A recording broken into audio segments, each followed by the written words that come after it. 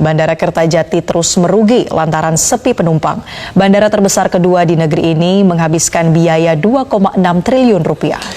Lalu kenapa Bandara Kertajati seolah dibiarkan merugi? Kami hadirkan informasi selengkapnya dalam Morning News Spotlight berikut ini. Mimpi Provinsi Jawa Barat mempunyai bandara internasional kini sudah terwujud. Sebagai bandara terbesar kedua di Indonesia dengan luas mencapai 1.800 hektar. Memiliki panjang landasan hingga 3 km, ditargetkan untuk pesawat berbadan besar seperti Boeing 777 dan Airbus A380. Kertajati dikelola oleh PT BIJB, perusahaan daerah milik Pemprov Jawa Barat. Di tahun pertama, Bandara Kertajati menargetkan 2,7 juta penumpang. Anggaran pembangunan Bandara Kertajati menelan biaya hingga 2,6 triliun rupiah. Pada akhir Juni 2023, Realitas bertolak ke Majalengka untuk melihat wajah Bandara Internasional Kertajati.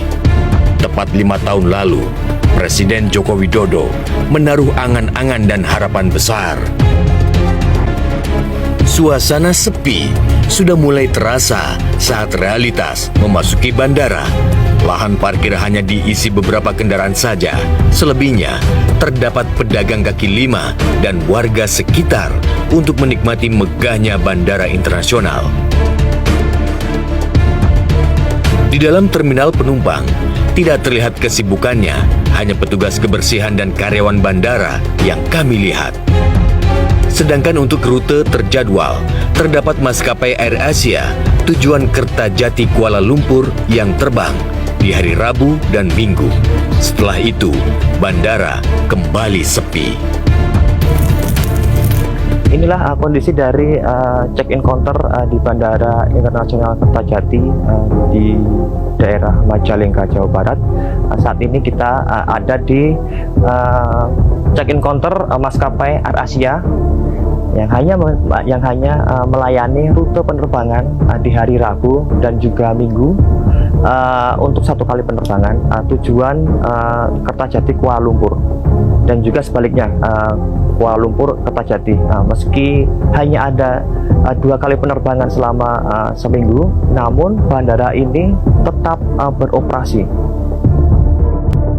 Bandara terbesar kedua di Indonesia ini sebetulnya sudah ada 11 rute penerbangan.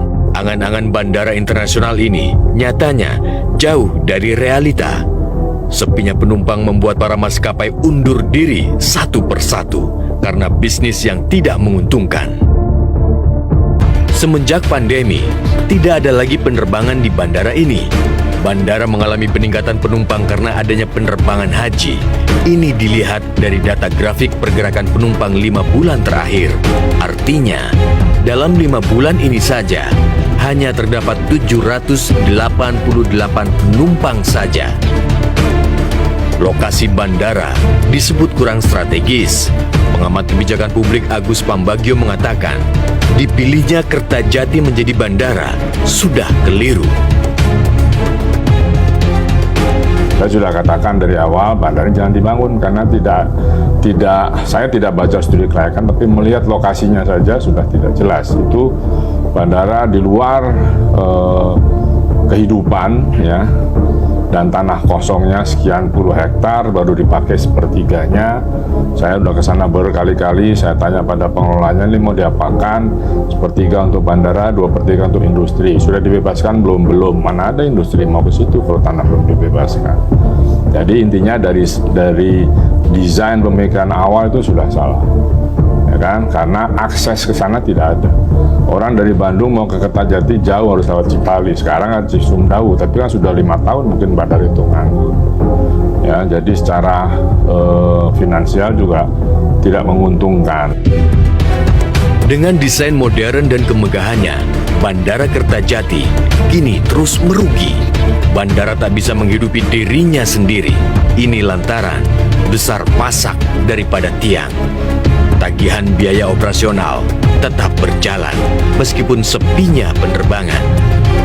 Biaya operasional bandara ini disebut mencapai 5 miliar rupiah dalam sebulan, sementara pemasukan yang didapat kurang dari 10%. Dengan rute terjadwal pesawat seminggu 2 kali, ini artinya pihak bandara terus-terusan merugi. Ini ya kalau kita sampaikan aja lah gitu. Kita itu kan bandara sebesar ini itu kan sebenarnya itu harusnya itu memang cukup mahal lah ya gitu. Listrik aja kalau dihidupkan itu ya, itu bisa 1,4-1,5 miliar setiap bulan, itu baru listrik saja kan seperti itu. Namun kalau di kita kan juga efisiensi nih, ya makanya mohon maaf nih agak panas karena kita mati-matiin kan gitu. Gitu. Nah kalau pada saat sekarang untuk SDM, untuk kebersihan, perawatan, pemeliharaan itu segala macam itu ya bisa sampai termasuk juga ya operasionalisasi lah untuk bandara itu bisa 4-5 miliar setiap bulan seperti itu.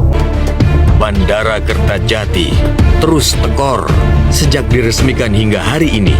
Utang usaha ratusan miliar hingga suntikan dana dilakukan oleh Pemprov Jawa Barat.